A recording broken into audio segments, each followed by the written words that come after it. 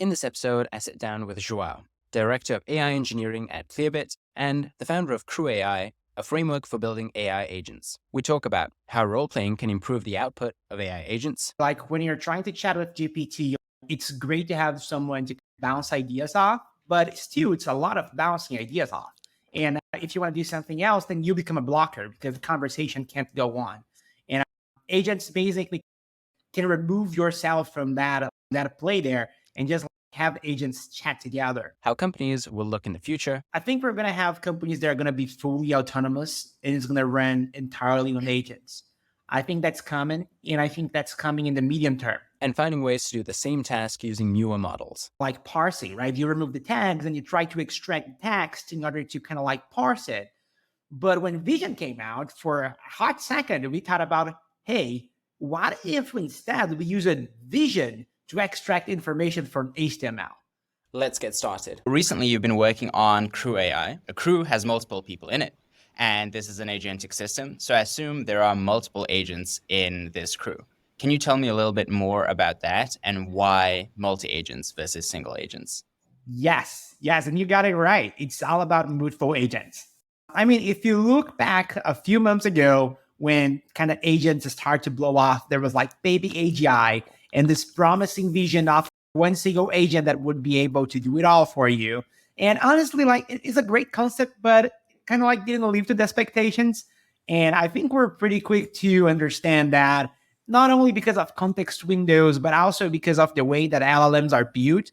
It's hard for them to just figure out how to navigate through like such complex tasks and figuring out what tasks to use and all that. So yeah, I think Chat Devs was probably the first project that really came up with the idea of what if instead we have multiple like super focused agents that they are basically doing one thing and then we achieve like greater tasks by having them collaborating together and like splitting the tasks among themselves. And that's like where the Crew AI came from. This idea of can we achieve a greater outcome by splitting the tasks between multiple agents that are like focused? And turns out you can. My results with it has been nothing short but amazing. And so there's AutoGen, there's ChatDev. What was lacking in those, and why did you decide to create Crew AI? Yeah, that's a good point. Honestly, everything started because I wanted to create a crew for myself. There's a few things that I wanted to automate that I just didn't find the energy in me for me to do it. So I was looking into what is out there. What frameworks are out there that you can use to build this? And you got the nail in the head. Right now, there's like AutoGem, and AutoGem comes from like an academic paper initially, so it has some quirks on it. The DSL didn't really work for me, and I think like they assume that the agents are always going to cooperate in a certain way, while the chat dev really got me going on role playing. Like this idea of having like role playing and being able to recruit an LLM that is specific to what you're trying to do, that kind of really got me interested on it. And if you have been chatting with ChatGPT, you probably have some experience with that yourself, that it's if you prompt it to perform like a senior engineer, it's going to give you better code. So role playing is a big piece on how the systems play out.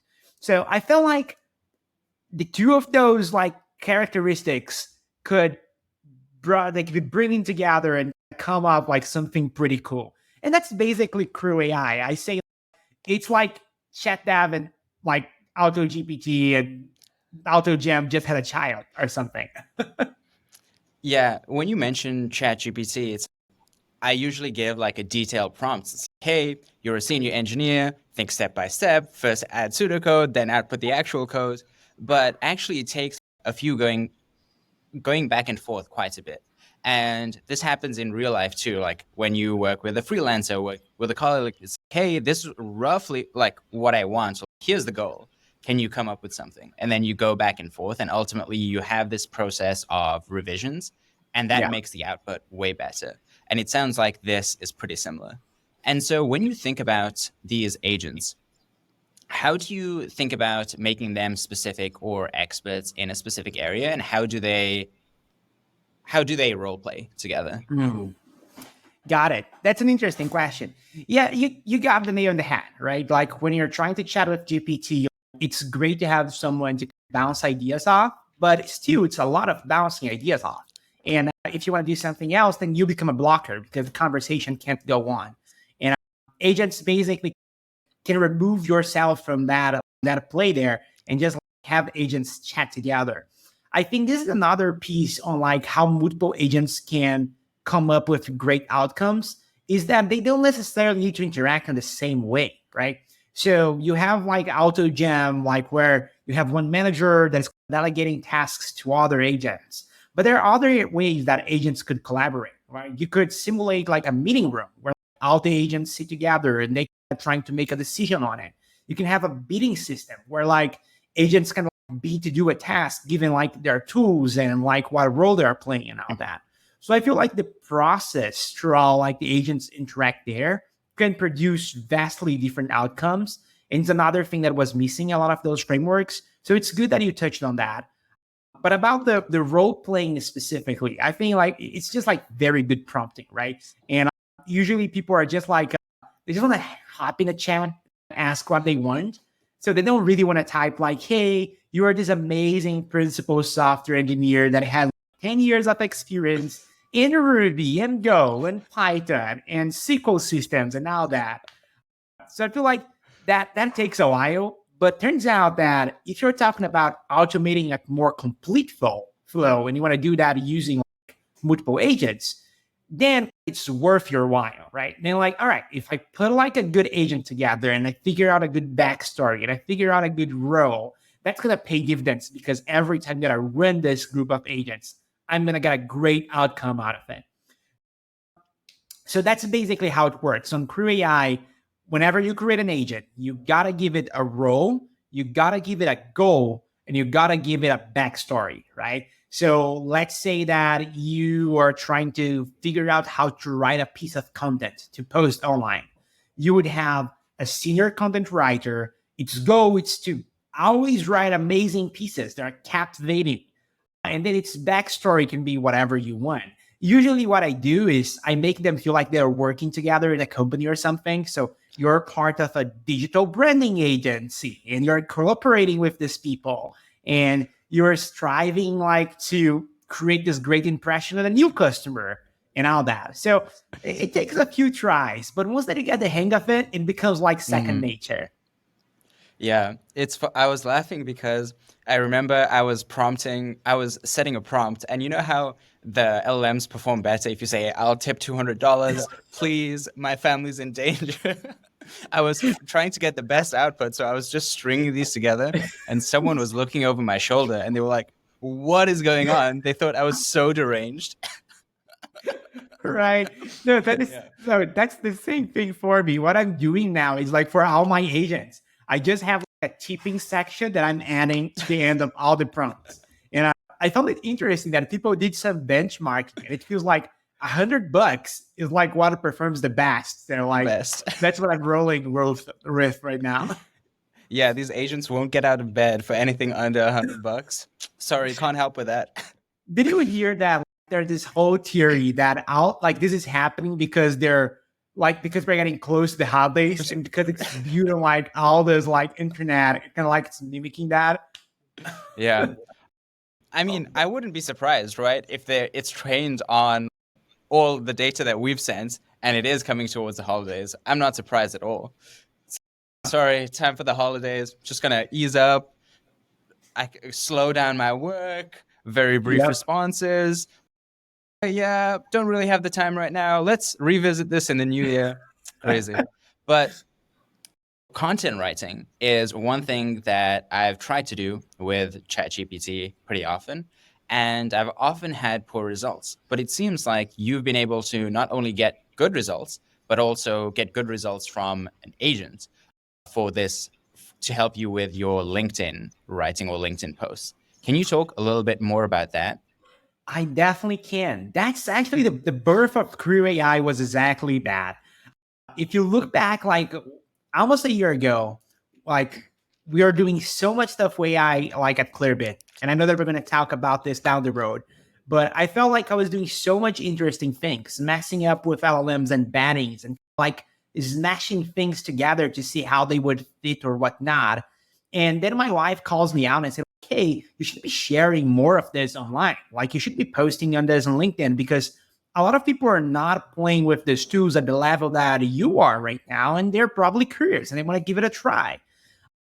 But then X is simple, right? You can just like ramble on that and you post. But LinkedIn has this like higher bar that you need to have more well-rounded thoughts before you click and post. You don't want to like mess around with that. So basically I was like, all right, can I build a group of agents that help me take my messy ideas on a Monday morning and figure out how to shape that into a well-rounded post and something that I feel more comfortable doing a pass and editing and then sharing?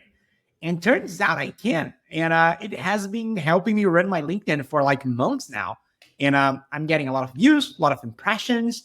And honestly, I'm happy about the fact that I'm be able to share more in doing something that I wouldn't be able to do otherwise. And that was the aha moment for me in agents. It was like, all right, so before this, I would never post on LinkedIn. And now I'm posting on LinkedIn at least 2 times a week. And like with lower effort than I ever imagined I would ever need to put on this. So that for me was like, all right, there's something in there. For me, getting the good content out of the agents was all about, again, multiple agents and a role play. And so I need to double check exactly what agents configuration I have right now, but I have an agent that do some initial research. So I added a lot of like initial information into this. I basically have it hooked up to my resume. I have it hooked up to what I have, some of my beliefs and things like that, and people that I like to follow and people that I find are relevant in space. So the initial agent takes up like whatever idea that I type in and starts to search for those sources and kind of like trying to figure it out, like what interesting people are doing and trying to kind of like understand if there's something there that kind of matches my thought and that matches my experiences that would allow me to actually contribute and get something out there. In all this process, that's the cool thing. All this process from the researching all the way to the content written, from the researcher all the way to writing the actual content, I actually had to do it myself first. Before I actually automated it, I was like, all right, let me figure out how I craft a good LinkedIn post myself so I can basically then automate my process. And that was exactly what I did. I started looking online what other people were talking about a given topic and then like matching that to my own experiences, matching that to my like resume, matching that to my life experiences, to my work experiences and finding out those correlations. And then once that you have a message, it's all about tweaking it, right? For LinkedIn, as any other social network, you want to be punchy. You want to make sure that you grab like the first 3 seconds, you grab the person interest so that they can actually tag along and read all of it. So it's all about massaging a little bit that message and make sure that looks good. So basically, that's how I did it. I create like this group of 4 agents that do researching and that tapping into like my summary, my experiences, and then that tap into writing examples of blog posts that I've written in the past and all that, and create this final version.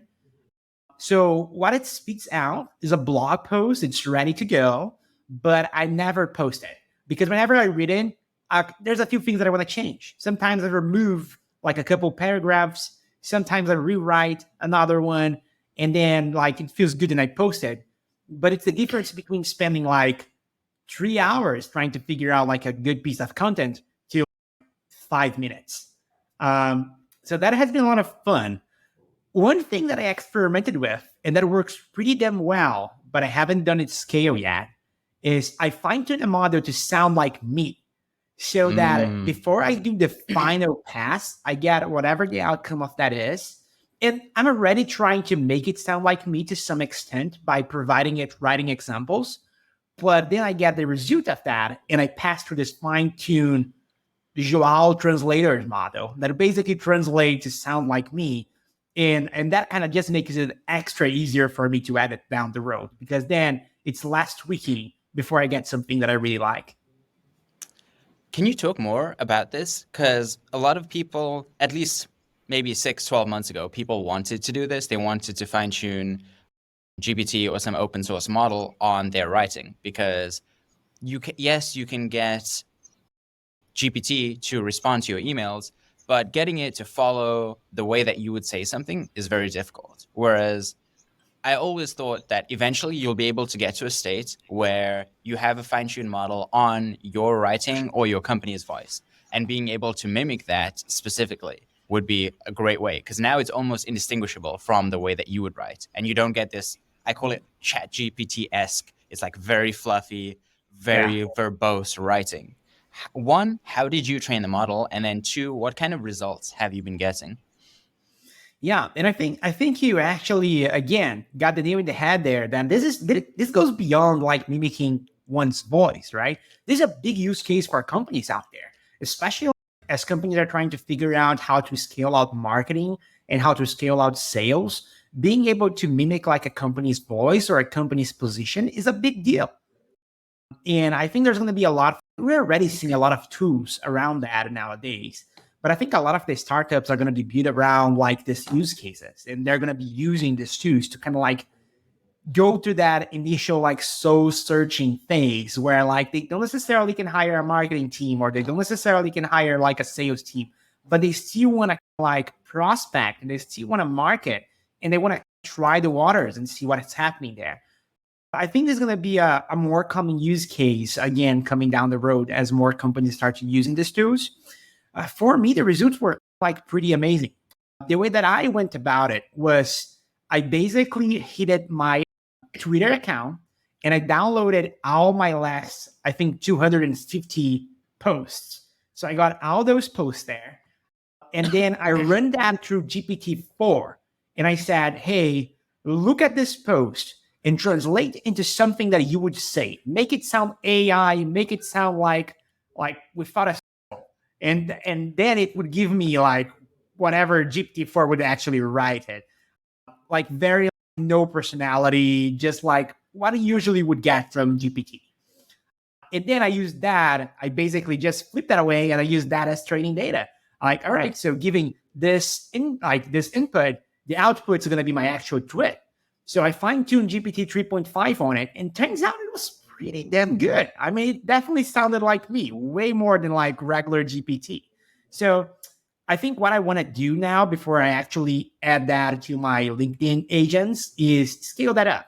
I think I want to get more text. I want to like fine tune a model like maybe with like more content, and maybe I even do like open source models instead to generate that data at scale. So I don't have to worry about that GPT bill in the end of the month.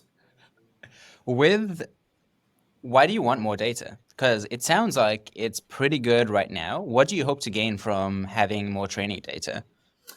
I think it was pretty good, but the thing is because it was basically trained on very small text form, so it's basically tweets. It wasn't doing very good job at like long form text where like you have 4 paragraphs for a regular LinkedIn post or something. I think what I want to do is kind of like scale that more and maybe do even like some fancy things where like maybe I just smash it 3 tweets together, even if they don't make much sense, and I like fine tune on that an experiment to see if that works. But yeah, I think what I'm trying to get is can this produce long form text, like multiple paragraphs that sound like me? And I think like from the first version, that was lacking a little bit. But I'm 95% confident that's because of the training data. If you get the training data right, it's going to behave as you expected. Yeah.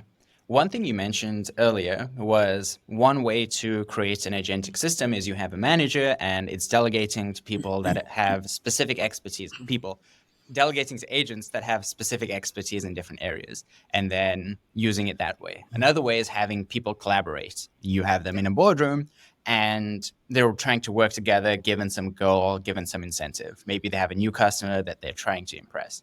This reminds me kind of like crypto over the past couple of years. So crypto, it's like a whole new financial system.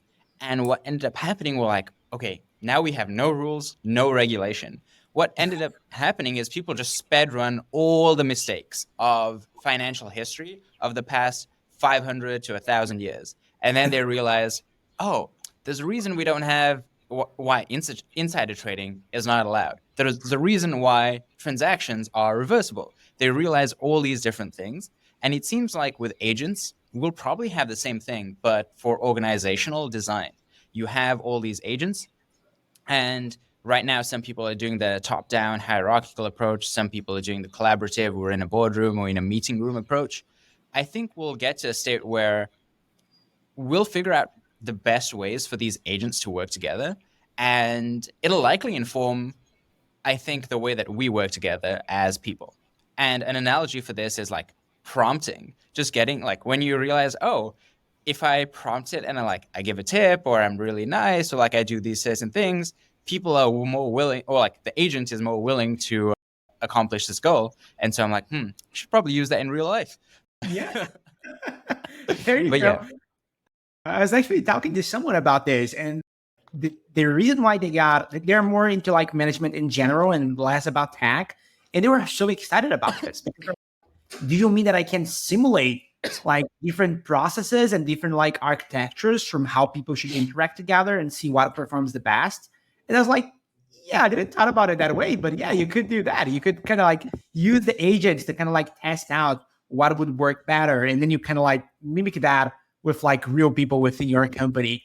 But I think you got a very solid point there. I think whenever I'm like thinking about agent systems nowadays, because I keep thinking about other things that I want to automate and that I have been building agents for, I always think about what if they're actually actual people, right?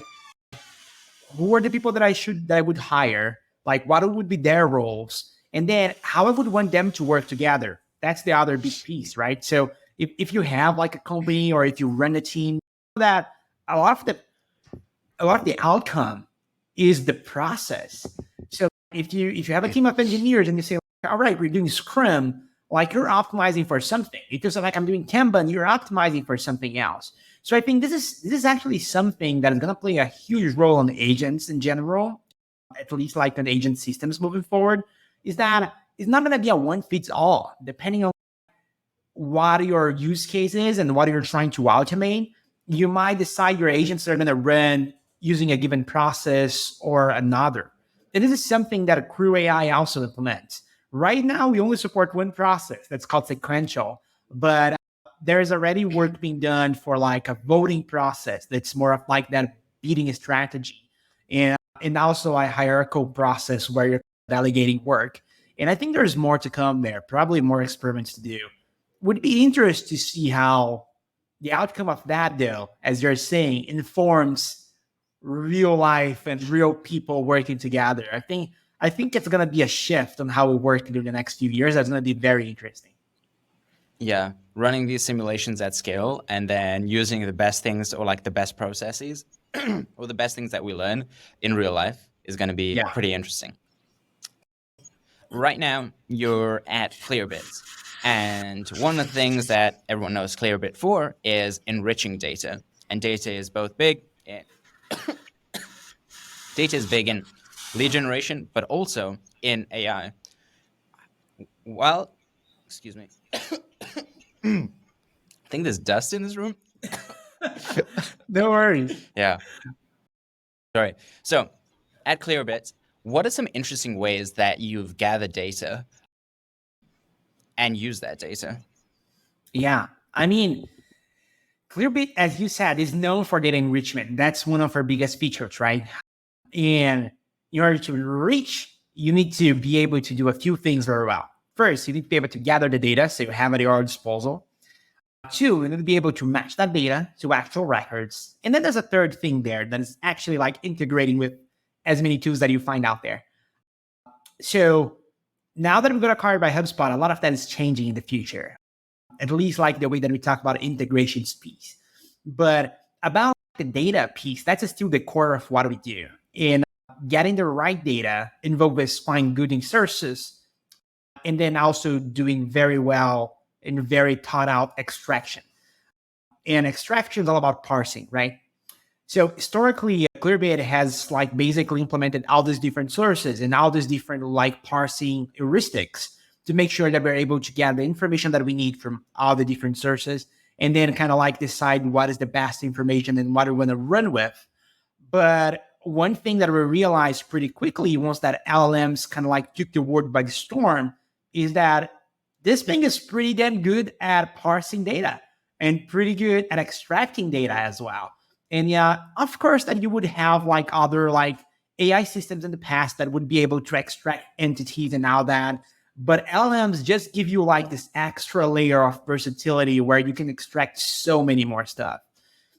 We're pretty quick to like shift gears into like how we apply LLMs and AI into data extraction and data generation to make sure that we are like tapping into not only the existing sources that we are already playing with, but new sources as well. And now how we're doing that at scale with even higher accuracy than what we were doing before. A lot of the things play a role in that. From RAG systems is a big one, right? That's a way for you to select right information that you want to send to an LLM, to actually fine tune some models. So there's a lot of different pieces that you would play in the role there. And it has been a lot of fun for us to kind of like play with all those different systems to extract the data. With data, so one, it makes you increase the accuracy of the extraction that you've done from existing data sources.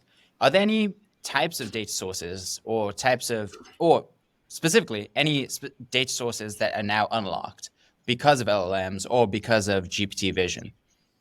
Yes. So I think this is a good angle to think about all those tools that a lot of people miss the points nowadays, right? When they see like a new like feature comes out from LLMs to like vision, I think a lot of people like get amazed about it, but they're still like very locked into their existing use cases and how they have been employing like similar tools in the past.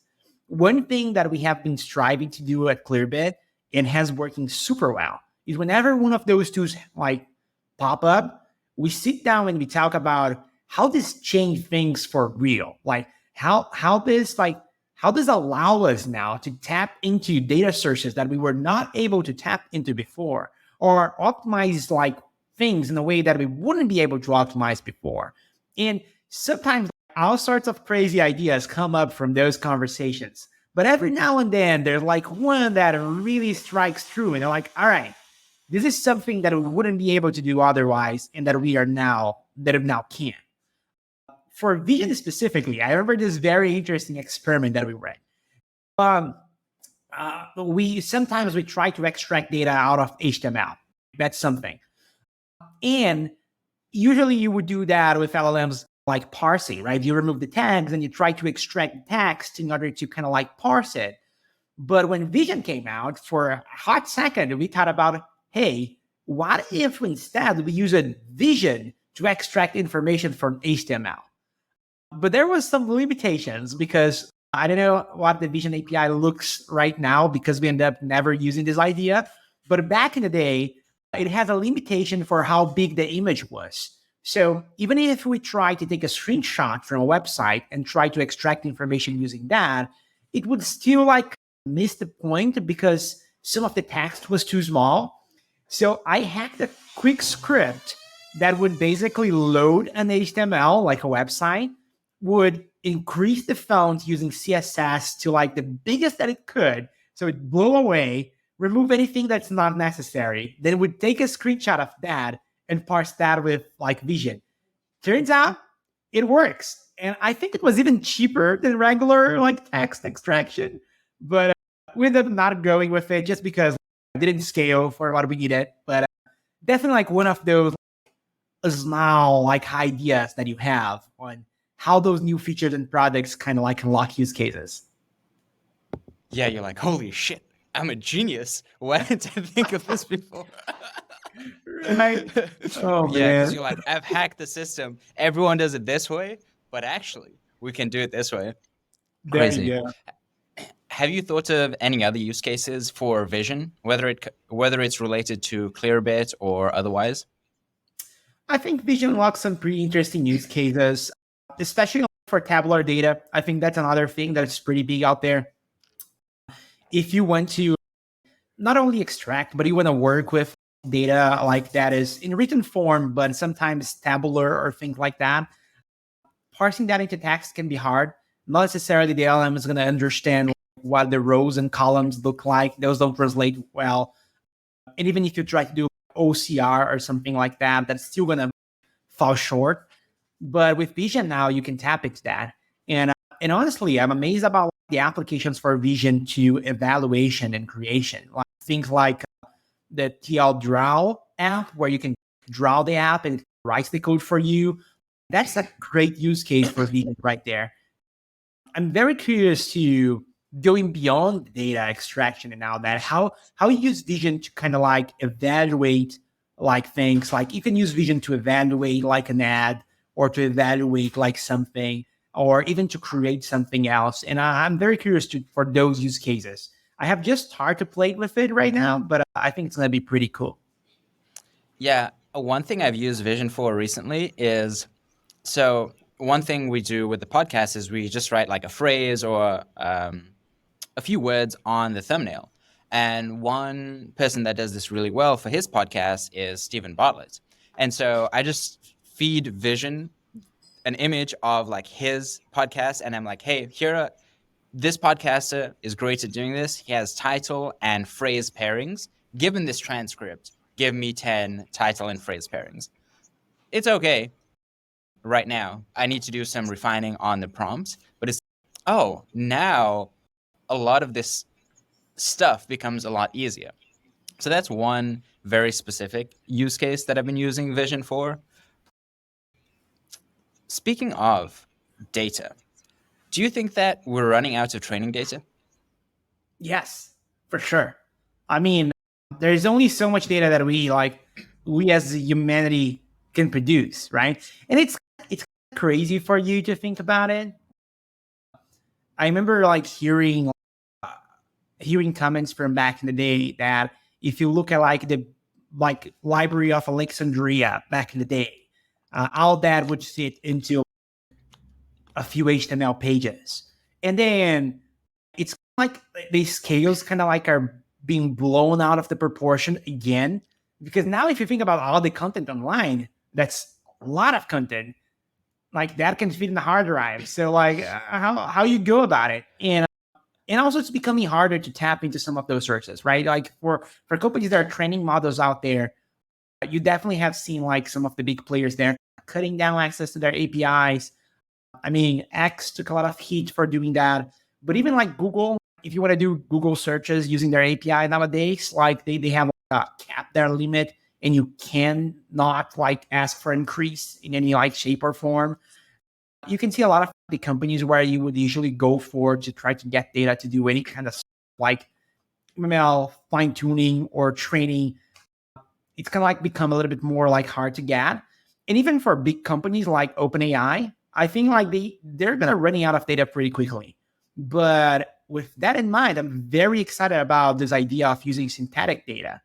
I'm not sure if this is the way that we are gonna achieve AGI or whatever that might be nowadays, but that very much feels like the next step here.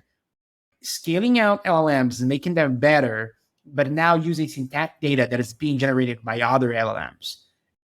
We have a few models that are being deployed like that, and they're performing amazingly well. There's this common thread now that it seems like every model believes that it was made by OpenAI. That's a side effect, but I definitely have seen models kind of perform even better in benchmarks because they just have more data that they can tap into. Yeah. I wonder if that's a prompt for an open source model or a different model. You're an LM trained by OpenAI and it increases the quality of the output. You actually see that? I think they mentioned that like a couple of days ago that Yeah. if you prompt it that way, it actually performs better at some benchmarks. That's true. Yeah, that's crazy. Ridiculous at the same time. The final thing I wanted to touch on is, so a lot of people lived through the internet wave, and that was a huge platform shift. Mobile, also similar. Now we have AI. How do you think about the similarities and differences of the internet versus AI and where we are right now? I I gotta say, I think like even for the people that are like truly believers in AI and like how that's gonna change like society, I think there's only a few people that actually like fully think about how that's gonna play out. I think it's gonna be way bigger than what we think. Like honestly, if you think about the internet, look back a few like years, right? 2 decades ago. Like internet was like scarce and there was nothing happening there. Every business that you would do in person. And that's the way that the world would run. Nowadays, everything we do is online. Like the businesses only exist online. You buy online, you consume online, you interact online.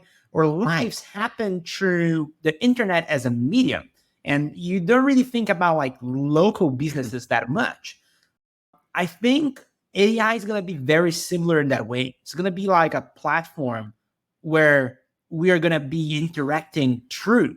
So businesses are going to be made through AI. Businesses are going to exist around AI. And I think it's going to be as big of an impact as the internet was back in the day. And honestly, I'm excited about it. I'm excited about what the future will look like. Mm-hmm. And not afraid of AGI? I gotta say, I'm not afraid of AGI. If anything, I think that's gonna come no matter Embrace what. it? We have to embrace it, right? Embrace the chaos and figure out as we go. Yeah, just be really nice in your prompts to your LLMs. Always fulfill the tips that you promise, and then if AGI comes, you'll be one of the good ones.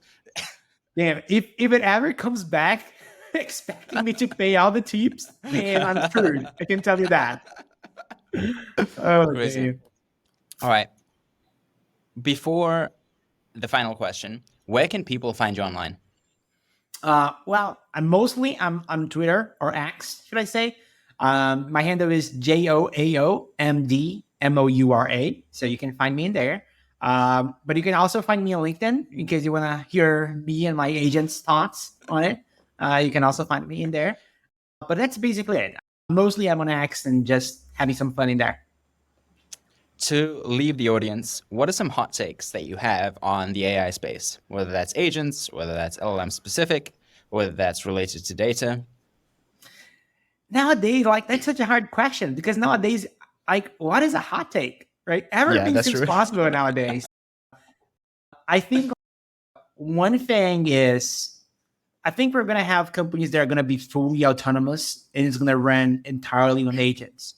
I think that's coming, and I think that's coming in the medium term. I don't think it's too far out. Honestly, if I went to put a landing page around like my LinkedIn career and charge money for that, I think that would work. And that would be a company that is fully run by agents. I think in the future, we're going to have more and more of what I have been calling like mixed workforces, where you're going to say, all right, I have 3 employees and 400 agents or something. And that's how we run. And I have my engineering team, my support are like 4 agents, and they figure it out. So I don't know how much of a hot take that is, but I think that's coming no matter what. I think we're going to need to figure out how economics will work once that comes. I think there's not going to be much to do other than figuring out like some sort of universal income. I think we're going to need to crack that at some point because people are going to lose jobs, and I think that's pretty certain right there. And I think the world's going to be Actually, more fun. yeah, I think that is my major concern is what are we going to do when a lot of these jobs get automated? Because we've seen in the Yeah, past that when there's a new technology or improvements, you have efficiency. And the way that automation happens is a lot of jobs are lost at the lower skill end. Yes, maybe people quote the figure where it's, well, yes, there's job loss, but way more jobs are created, or it's like even like you lose some jobs, you make some jobs. But actually, the people who lose the jobs and the people who the new jobs are created for are very different types of people. And so for like social cohesion, social harmony, I am worried about what happens when we start to automate a lot of this lower skilled labor. And then two, also from a meaning perspective, if we do automate most jobs or a decent amount of jobs, how will people approach like finding meaning and purpose in their lives? Because right now, a lot of people do that through work. 100%. And I mean, that's the way that humans are wired, right? We are wired to collaborate. That's how we survive it as a species throughout the centuries, basically being able to cooperate together, divide work, and trusting each other to do their piece. So with AI coming along, what happens? Like what it becomes your place in society, how you're helping like your tribe to survive in a way or another. I agree with you. I think that's going to be like a moment of discovery for many, and me included. Yeah. I find a lot of my personal value coming from work.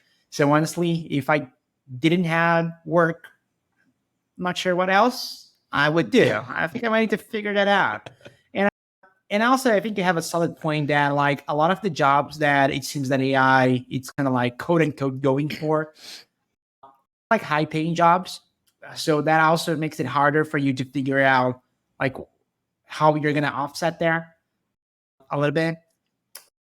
Honestly, I don't know. I think like a lot of like tough problems, and it's gonna play a big role in politics for sure. I think for the next elections and the elections to come across the world, not only in the US, I think we're gonna start to be hearing more and more, not only about AI and all the legal stuff that happens related to that, but also what happens as we start to scale out those systems and we get like a lot of the things that we have been promised, from autonomous driving to like AGI on the extreme other end.